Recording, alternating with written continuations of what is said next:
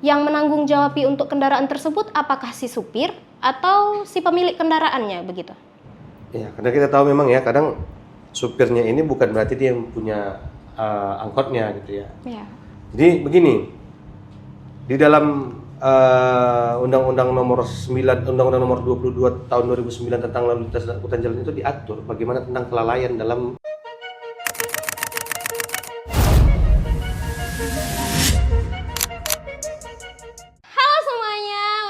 kembali lagi di channel yang tentunya sangat bermanfaat, yang beberapa menit ini akan saya pandu. Kenalin, nama saya Catherine Angelia yang akan menemani teman-teman nih untuk membahas seputaran pelanggaran hukum di lalu lintas tentunya. Hari ini kita akan membahas mengenai pelanggaran hukum di lalu lintas tentunya.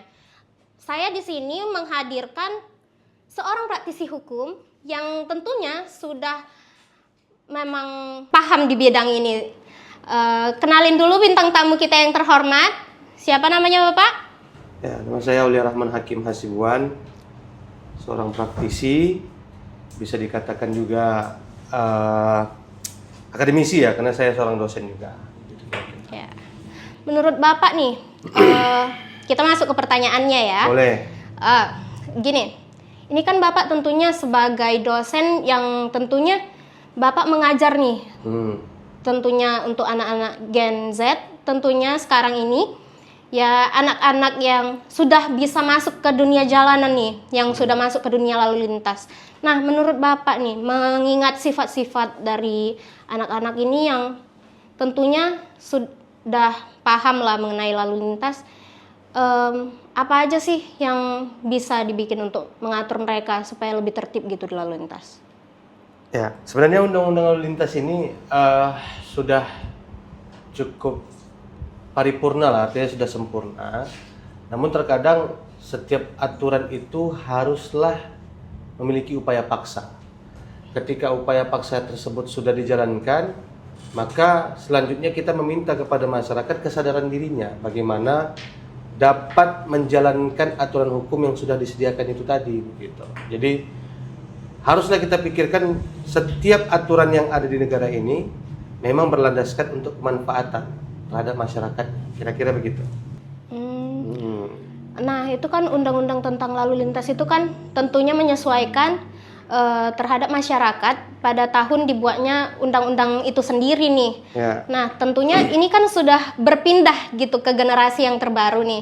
Undang-undang apa sih? Apakah perlu dirubah gitu untuk menghadapi sikap generasi yang sekarang ini gitu? Ya, itu undang-undang lalu lintas itu kan undang-undang nomor 2 undang-undang nomor 22 tahun 2009. Jadi itu bagaimana menertibkan masyarakat, bagaimana masyarakat itu bisa menggunakan kendaraan dengan dia bisa selamat sampai selamat terhadap diri dia sampai tujuan, bahkan keselamatan orang lain juga begitu. Jadi misalkan ini lampu merah. Terkadang kita beranggapan lampu merah pakai helm itu kan sebuah kewajiban dalam berkendara. Terus kita berpikir, kalau misalkan aku nggak pakai helm, kan yang pecah kepalanya kan kepalaku gitu kan. Kan bukan ada urusan sama orang lain. Ada. Begitu dia melanggar lalu lintas, kemudian dia tabrakan, kepalanya bocor karena nggak pakai helm, orang lain itu bisa ikut sertakan begitu dengan kelalaian yang dia lakukan. Jadi bukan hanya memikirkan masalah keselamatan dia, tapi juga keselamatan orang lain. Contohnya lagi, misalkan lampu merah, dia beranggapan, kalau saya langgar lampu merah, kenapa rupanya Pak? Kan yang hancur kan sepeda motor saya, yang hancur kan mobil saya. Ya, tapi dia harus pikirkan juga lampu merah itu berhenti. Yang di depan sana itu lampu hijau, dia jalan. Kemudian yang lampu merah ini menerobos lampu merah. Bukan hanya dia yang hancur kepalanya, bukan hanya dia yang hancur badannya, bukan hanya dia yang hancur kendaraannya, tapi juga orang lain. Begitu, makanya Undang-Undang nomor 22 tahun 2009 ini memang betul-betul mengacu untuk keselamatan bukan hanya si pengendara, tapi juga masyarakat. Begitu. Ya. Baik, Bapak.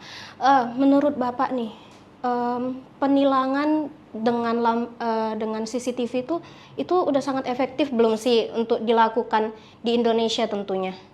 Efektif, tapi begini ya, kita bicara langsung empiris lah ya, artinya di lapangan. Kita bicara Medan lah sebagai kota besar, itu sudah dibuat sebenarnya CCTV yang bisa menilang secara langsung. Artinya ketika dia melanggar ketentuan lalu lintas, sepeda motornya platnya itu akan langsung direkam siapa pemiliknya, kemudian langsung diserahkan surat tilangnya itu ke kantor ke orang yang bersangkutan. Tapi untuk saat ini mungkin ya, ini masih dugaan saya, tilang secara elektronik itu belum berjalan maksimal begitu, dan mungkin sudah lama kelamaan surut begitu loh untuk penegakan itu. Namun pada dasarnya kenapa itu dibuat? Agar membangun kesadaran masyarakat. Kalaupun tidak ada polisi, bukan berarti hukum itu tidak ada. Ada CCTV yang mengawasi. Mungkin saat ini reda lah itu isu-isu bahwasanya kita tetap diawasi pakai CCTV gitu kan. Tapi sebenarnya mungkin yang mau dibangun oleh pemerintah ini bukan tentang CCTV-nya, tapi membangun kesadaran masyarakat begitu. Bagaimana masyarakat bisa paham. Karena contohnya gini lah, di persimpangan jalan tidak ada polisinya, gitu kan? Nggak ada polisi nih, udah nggak usah pakai helm, helmnya diletaknya di kendaraannya sambil berkendara, karena nggak ada polisi. Jadi sebenarnya kesadaran masyarakat bukan karena ada polisinya, kesadaran masyarakat karena adanya hal yang harus diselamatkan dalam berlalu lintas, sehingga pemerintah melakukan upaya paksa agar masyarakatnya selamat. Maka dibuatlah Undang-Undang Nomor 22 Tahun 2009 tentang lalu lintas dan angkutan jalan. Kira-kira begitu.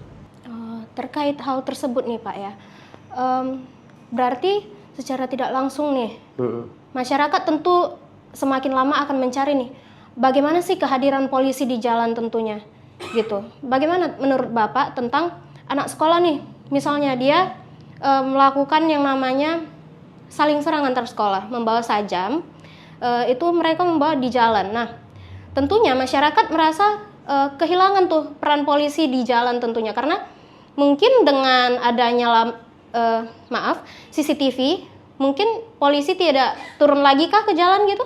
Enggak, jadi CCTV itu bukan menjadi sebuah alat negara secara fisik ya, artinya memang harus ada peran polisi juga di situ. Tapi alat bantu negara dalam mengantisipasi, bahkan untuk menginvestigasi apabila ada suatu dugaan tindak pidana. Berbicara tentang ada anak sekolah atau katakanlah zaman sekarang ini geng motor, mereka membawa senjata tajam. Baru-baru ini kita tahu itu di Belawan sampai Kapolresnya juga diserang. Nah, adanya CCTV untuk membantu hal itu. Kemudian misalkan ada perampokan. Kemarin perampokan itu terjadi pernah di Sukaramai ya, di Kota Medan. Jadi polisi itu menelusuri kemana itu perampok larinya dari CCTV gitu.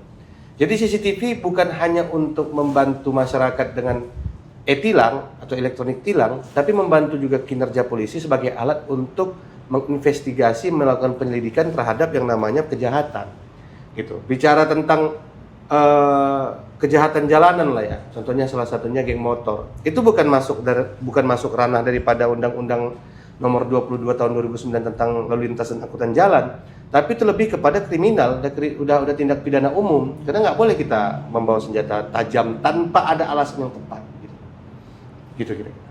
Gitu. Baik, mengenai hal tersebut nih, kita berpindah nih ke angkutan umum nih di jalanan ini. Tentunya angkutan umum itu kan terkadang suka-suka gitu ya dalam mengatur kecepatannya gitu. Lalu berhenti juga dengan tiba-tiba gitu. Itu kira-kira yang menanggung jawabi untuk kendaraan tersebut apakah si supir atau si pemilik kendaraannya begitu? Ya, karena kita tahu memang ya kadang supirnya ini bukan berarti dia yang punya angkotnya gitu ya. Jadi begini. Di dalam Undang-Undang Nomor 22 Tahun 2009 tentang lalu lintas dan angkutan jalan itu diatur bagaimana tentang kelalaian dalam berkendara. Jadi ketika kita berkendara menggunakan sepeda motor, kemudian menggunakan mobil, orang yang mengendarai itulah mutlak menanggung-jawabi terhadap apa yang telah terjadi di jalanan. Gitu. Maka kemarin ada tetangga saya, miris memang, dia supir, kemudian dia bawa anak, kemudian kecelakaan, anaknya meninggal, dia yang bawa mobilnya. Yang dimintai pertanggungjawaban itu adalah dia. Karena dialah drivernya, dialah yang mempunyai kendali terhadap kendaraan tersebut. Nah, ketika digali informasi, dilakukan penyelidikan oleh kepolisian, ditemukan si supir tadi itu, mohon maaf, sedang mengkonsumsi obat terlarang. Jadi, kalau seperti itu, akhirnya yang jadi korban siapa? Anaknya. Tetapi dia berdasarkan tindakan dia dimintai gitu loh, pertanggungjawabannya. Kenapa ini bisa terjadi? Nah, ini cerita di kampung saya kemarin di Penyambungan. Jadi siapa yang mempunyai kendali terhadap kendaraan maka dialah yang harus bertanggung jawab. Tapi lagi-lagi kalau bicara kasus seperti yang saya sampaikan mungkin seperti itu. Tapi di kasus yang lain terkadang ada kelalaian bukan hanya daripada yang memiliki kendaraan, yang mengendarai kendaraan gitu. Kemarin saya juga ada kasus di Kisaran. Jadi kendaraan ini melaju sesuai dengan, mobil ini melaju sesuai dengan jalurnya. Sepeda motor ini memakan jalan daripada mobil tersebut. Meninggal yang mengendarai sepeda motor. Meninggal, kemudian dilakukan olah TKP. Yang awalnya itu diduga yang melakukan kelalaian itu adalah yang punya mobil. Ternyata yang sepeda motor gitu. Kalau kamu bisa lihat itu di jalan itu ada garis putus-putus. Itu ada tandanya. Nah, itu baru boleh mendahului kendaraan yang di depannya. Ada garisnya itu tidak putus. Artinya sepanjang itu merupakan jalur dia dan tidak memakan jalur lawannya, itu berarti dianggap dia tidak melakukan kelalaian. Contohnya begitu. Tapi ketika sepeda motor ini ambil jalurnya yang berlawanan, kemudian mobil yang dari arah berlawanan datang, tabrakan, meninggal sepeda motor ini. Ya, akhirnya bisa diduga si sepeda motor ini yang melakukan kelalaian walaupun dia meninggal. Kira-kira gitu. Nah, berbicara mengenai kasus tersebut nih ya Pak ya. Berarti si pengendara mobil tadi tidak perlu tentunya untuk menanggung-jawabi kejadian tersebut gitu ya? Ya. Kalau bicara tanggung jawab berarti kan harus ada yang dirugikan gitu kan. Dan yang dirugikan itu adalah yang menjadi korban. Memang benar di situ ada korban yang meninggal dunia. Namun korban tersebut bukanlah namun korban tersebut adalah pelaku utamanya gitu. Dia kena kelalaiannya sehingga membuat diri dia meninggal dunia. Jadi sehingga tidak ada kewajiban bagi seorang pemilik atau pengendara mobil tadi itu memberikan ganti rugi atau santunan kepada si yang meninggal tadi. Dan ini memang kami kebetulan kemarin kami itu menjadi penasihat hukum lah daripada yang punya sepeda motor tadi. Kita lakukan upaya kenapa bisa jadi seperti itu, ternyata terungkap berdasarkan olah TKP ada terjadi kelalaian yang disampaikan atau yang diperbuat oleh pemilik sepeda motor, pengendara sepeda motor gitu. Begitu. Cara pembuktian nih untuk hal tersebut misalnya. Semisal nih di jalan tersebut tuh nggak ada tuh CCTV. Terus masyarakat juga tidak banyak yang melihat. Semisal nih dia terjadi di pagi buta gitu ya, atau dini hari. Tentunya saksi mata itu tentunya tidak banyak ya. Mungkin apakah itu cara pembuktiannya bagaimana? Ada. Jadi ada namanya di bidang kepolisian itu namanya tim forensik. Jadi laboratorium forensik bukan hanya tentang anatomi tubuh yang diperiksa dan segala macam. Mereka bisa juga memeriksa bagaimana kejadian. Kemudian bagaimana, kan bisa dilihat itu jejak daripada ban mobil itu berada di mana, dalam kecepatan berapa, itu mereka ada alatnya. Makanya fungsi laboratorium forensik itu salah satunya untuk itu juga, gitu, mengungkap kejadian kecelakaan. Nanti diolah TKP. Nah, kemarin juga pas kejadiannya di depan rumah saya itu, kejadiannya jam 5 pagi, tiba-tiba kecelakaan, CCTV ada, orang lain tidak ada. Tapi intinya olah TKP itulah yang akan menentukan apakah ini merupakan kelalaian ataukah memang benar telah terjadi kecelakaan murni. Baik Bapak, mungkin segitu saja untuk hari ini tentunya pembahasan tentang hukum kita ini tentunya tentang pelanggaran di jalan. Nah teman-teman, nah itu dia tentunya kita harus berhati-hati nih dalam berlalu lintas, karena yang kita lakukan bukan saja untuk merugikan kita sendiri ya kan Bapak, ya. Kita tentunya juga bisa merugikan orang lain. Nah Demikian diskusi kami hari ini. Semoga itu bermanfaat dan tentunya itu sangat bermanfaat bagi teman-teman semua. Jika teman-teman nih ada nih pertanyaan-pertanyaan seputaran tentang diskusi ini, bisa nih teman-teman isi di kolom komentar di bawah ini. Dan jika ada nih teman-teman yang mungkin mengerti di bidang hukum dan teman-teman juga mau sebagai host, sebagai bintang tamu di acara ini, teman-teman bisa nih hubungin nomor yang di bawah ini. Salam penegakan hukum, salam masyarakat cerdas hukum. Bye-bye!